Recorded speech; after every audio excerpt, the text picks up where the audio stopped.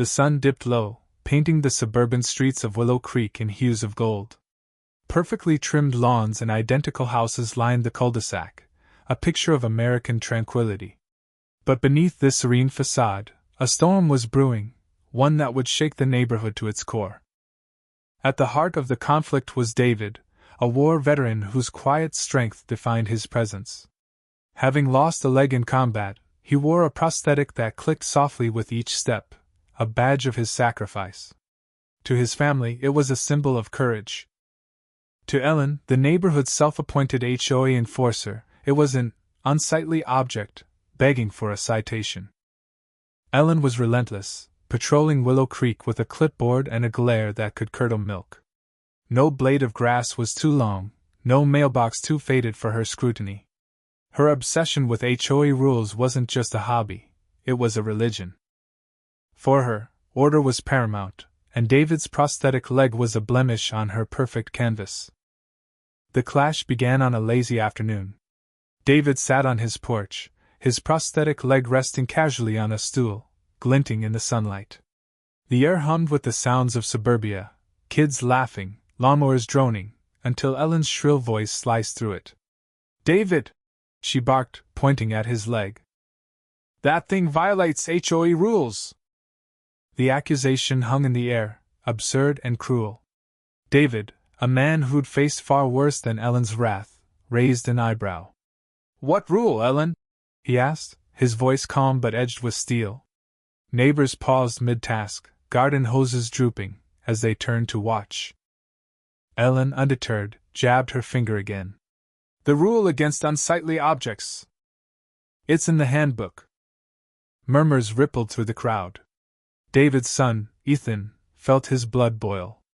At 25, he was usually the quiet one, content to let conflicts pass. But this was different. His father, a man who'd given a limb for his country, was being humiliated over a prosthetic that told a story of bravery. Ethan's fists clenched as Ellen's tirade continued, her voice dripping with condescension. "This isn't about your service, David," she snapped. "Rules are rules.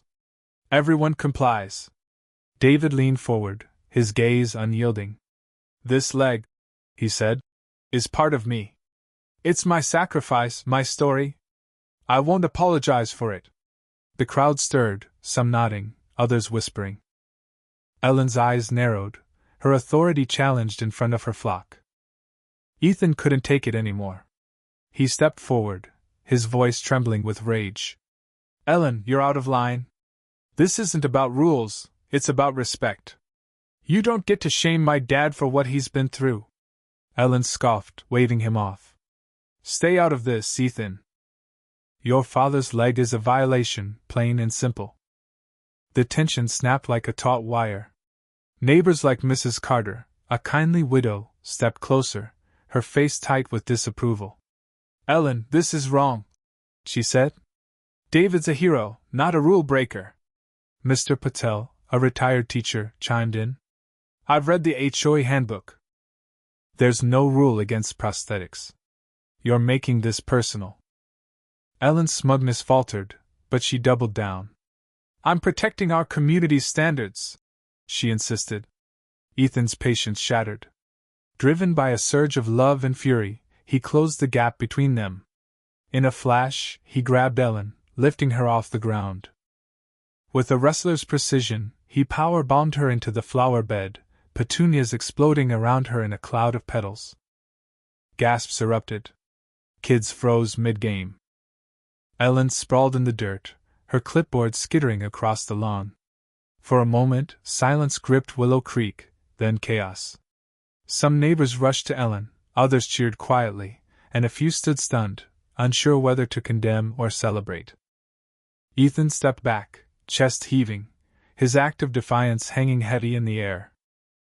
Ellen scrambled to her feet, her face a mask of shock and humiliation. "You'll regret this," she sputtered, brushing dirt from her blouse. But the crowd's mood had shifted. Years of Ellen's petty tyranny, her fines for slightly off-color shutters, her lectures over unapproved garden gnomes, had worn them thin. Ethan's outburst, reckless as it was, felt like a release. The fallout was swift. The HOA called an emergency meeting, and the community hall was packed with residents buzzing with anticipation. Ellen sat in the front row, her usual swagger dimmed. The board president, Margaret, a no-nonsense woman, took the podium. "We're here to address Ellen's complaint against David's prosthetic and the incident that followed," she began. To everyone's surprise, Margaret's tone wasn't punitive. "After reviewing the HOA guidelines," she said, "we find no basis for Ellen's complaint. Our rules exist to foster harmony, not to alienate residents." A wave of applause broke out. David's family exhaled, relief washing over them. Margaret continued, "We've also heard your concerns about overzealous enforcement. It's time to rethink how we apply these rules." Ellen's face tightened, her influence crumbling. The crowd, once cowed by her clipboard, now voiced their frustrations. "We're neighbors, not robots," shouted Mr. Thompson, a longtime resident.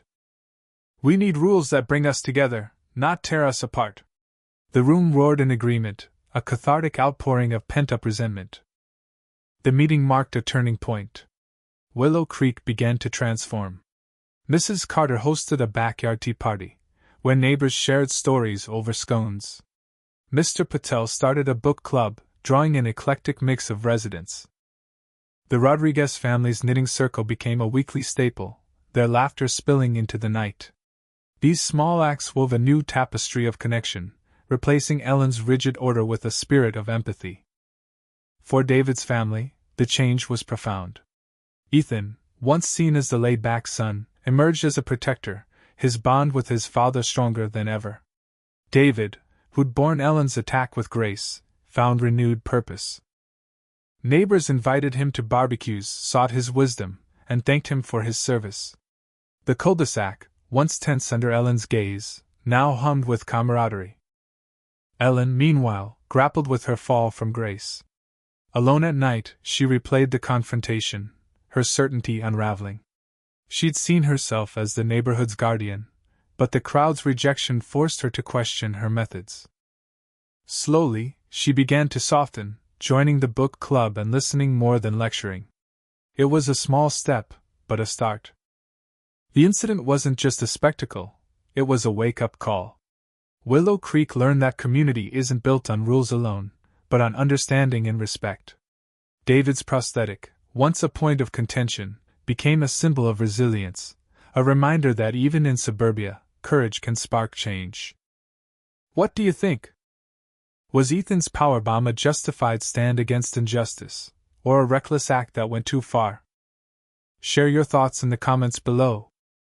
Let's talk about where to draw the line when defending those we love.